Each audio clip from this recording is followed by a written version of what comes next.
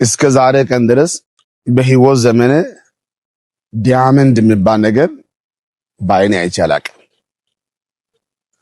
ድሮ ልጅ ሆኜ እያለሁ ካርታ ስንጫወት በካርታ ጨዋታ ውስጥ ዲያመንድ፣ ልብ፣ ጦር፣ አበባ ተብሎ በካርታ ላይ ቅርጽ አይቼ አውቃለሁ እንጂ ከዛ ውጪ ዲያመንድ የሚባል ነገር በአይኔ በእውነት አይቼ አላቅም። ሁለተኛ ነገር ዲያመንድ እኮ ይሄ እኮ ነው ብሎ የሰው ልጅ ሰው ይሄ ነው ብሎ ዲያመንድ የያዘ ሰው ራሱ በአይኔ አይቼ አላቅም። ይሄን በአይኔ አይቼ አላቅም። ሶስተኛ ነገር ነብይ ሆኜ ከተነሳው እስከ ዛሬ ቀን ድረስ ትንሹ ብነሳ ትልቁ ብነሳ ወዳጅ ብነሳ ማንንም ብነሳ ይሄ ሰው እንዲህ አድርጎኛልና ሄድና እሱ እንዲህ አድርግ ብዬ እስከ ዛሬ ቀን ድረስ ሰውን አስደብድቤ አላውቅም። እንኳን ወደ እዛ ደርሶ ነብይ ሆኜ ከተነሳው እስከ ዛሬ ቀን ድረስ አንድም ሰው በክፉ አይን አውርቼ አላውቅም፣ ተናግሬ አላውቅም። እንኳን ሰውን በሰው ማስደበደብ ቀርቶ አባት እግዚአብሔር ሆይ ይሄ ጉዳይ አንተ አታይም፣ አንተ አትፈርድም፣ እንትና እንዲህ ብሎኛል፣ እንትና እንዲህ አድርጎኛል ብዬ አምላክን እንኳን በዚህ ጉዳይ አስቸግሬ አላውቅም። ከማገልገል ውጪ ከመሄድ ውጪ አድርጌ አላውቅም። ኢየሱስ እኮ እኔ ባህሪው ይገረማሉና ሰዎች አሉ እኮ ሌባ ነው ያለው ኢየሱስን። ለማርያም ጠጋ ብሎ በጆሮ እንዲህ አሏት፣ አንቺ ሌባ እናት አሏት። ደስ የሚለው ጉዳይ ማርያም ሌባ ነው ሲባልም አልደነገጠችም። አንቺ የሌባ እናት ስትባልም አልደነገጠችም። እንደ ጸናች ቀረች። ደግሞ ኢየሱስን ወንበዴዎች እንዲህ አሉ፣ ወንበዴዎች እስቲ አንተ ጌታ ከሆንክ አሉ ከዚህ ውረድና ራስን ማድን እኛን ማድን አሉ። ኧረ እኔ ጌታ መሆን አሳያለሁ ብሎ ዱብ አላለም። ኢየሱስ ጌታ ነው። ጠጋ ብሎ አንዳንድ ሰው እንዲህ አሉ፣ አጋንንት ሲያወጣ እንኳን እያዩ አንተ አጋንንት ቢያለ አሉ። አጋንንት አለብህ ነው ያሉት።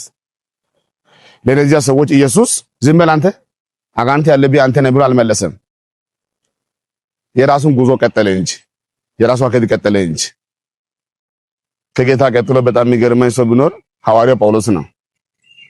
በሐዋርያው ጳውሎስ ላይ እፉኝት መታ በእጁ ነደፈችው። እፉኝት ሐዋርያው ጳውሎስ አልተጨነቀም፣ አራገፋት።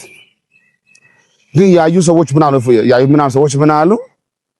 ይሄ ሰውማ ነፍሰ ገዳይ ነው አሉ። ካራገፈ በኋላ ደግሞ ያዩ ሰዎች ይሄማ ሰው ሳይሆን አምላክ ነው አሉ። ሐዋርያ ጳውሎስ ግን አምላክም አይደለም ነፍሰ ገዳይም አይደለም። ሐዋርያ ጳውሎስ ሐዋርያ ነው። ነፍሰ ገዳይ ያሉ ሰዎችን አላወቁትም፣ አምላክ ያሉ ሰዎችም አላወቁም። ስለዚህ ከኢየሱስ ጀምሮ ስድብ ያለ ከሆነ በሐዋርያ ጳውሎስ ጊዜም ስድብ ያለ ከሆነ በእኛ ጊዜ ቢሆንም ስድቡ ይቀጥላል። ጸጋ ይስጠን እንጂ እድሜ ይስጠን እንጂ አሁን ከሚባለው በላይ ገና ብዙ እንባላለን። ገና ብዙ ወሬ ይደርሰናል። ዛሬ ይሄን ሐሳብ ይዤ መጣው ለወዳጆች ነው። በዚህ በኢትዮጵያ ምድር ወደ 400 የሚያክል ቸርች አለ። የሚያገለግሉ አገልጋዮች አሉ፣ ፓስተሮች አሉ። በጣም ብዙ ደግሞ አባላት አለን። በሚወራው በሁሉም ጉዳይ ልባችሁ እንዳይረበሽ ነው። ከጥሎ ከኛ ቸርች ውጭ ደግሞ የሆናችሁ በኢትዮጵያ ውስጥ መልካም ልብ አላችሁ ቅዱሳኖች የምትቀበሉኝ እንደ ነብይ የምትቀበሉኝ የምትከተሉኝ አላችሁ። አንድ ወሬ በተነሳ ጊዜ አንድ ወሬ ሁሌ ሲነሳ ኩሽ ባለ ቁጥር ልባችሁ አይውደቅ። ይሄ ጉዳይ ይወቁ። በኢየሱስም ጊዜ ነበረ፣ በሐዋርያ ጳውሎስ ጊዜ ነበረ፣ በኔ ጊዜም ይሆናል። ገና ብዙ እንቀጥላለን። በመጨረሻ ትዝ ይላችኋል፣ ያው ታውቃላችሁ፣ ድሮ አገልጋይ በዱላ ይመታል፣ ይታሰራል፣ ይገረፋል። ያለ ነገር ነው። አሁን ጌታ ይባረክ መንግስት ስላለ በትንሹ በትልቁ ለምን ታገለግላለህ ለምን ትሰብካለህ ተብሎ አገልጋይ አይታሰርም። አሁን ሌላ ጉዳይ ከሌለ በስተቀር ስላገለገለ ሰው አይታሰርም። ግን ድሮ ሰው ይታሰራል፣ ይገረፋል ስላገለገለ ብቻ። ኢየሱስ ጌታ ነው ስላለ ብቻ ይገረፋል። አሁን ግን ዘመን መጣልን። ክብር ለኢየሱስ ይሁን። ገና እንበዛለን። ይህ ጉዳይ ሆኖ እያለ የድሮ በዱላ ነው። እንደምታውቁ ነብይ ሆኜ ከተነሳው በዚህ በ10 ዓመት ቆይታዬ ውስጥ 10 ዓመት ሙሉ ወሬ አለ፣ እኔም አለው። ስለዚህ ድሮ በዱላ ነበረ። አሁን ዱላ ቀርቶ ኮሜንት ነው። ኮሜንት ራሱ ዱላ ሆኗል። ከባድ ነው። ፌስቡክ አለ፣ ዩቲዩብ አለ፣ ቲክቶክ አለ፣ ብዙ ወሬ አለ።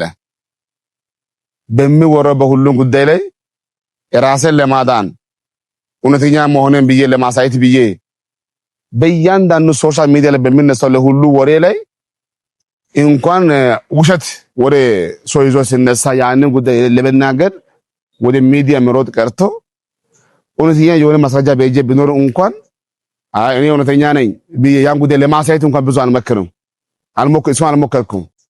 ስለዚህ በኮሜንት በፌስቡክ በዩቲዩብ በቲክቶክ ወሬ ይቀጥላል። በኮሜንት ዱላ ይመቱኛል። ያን ብቻ አይደለም። ባለፈው ትዝ ይላችኋል።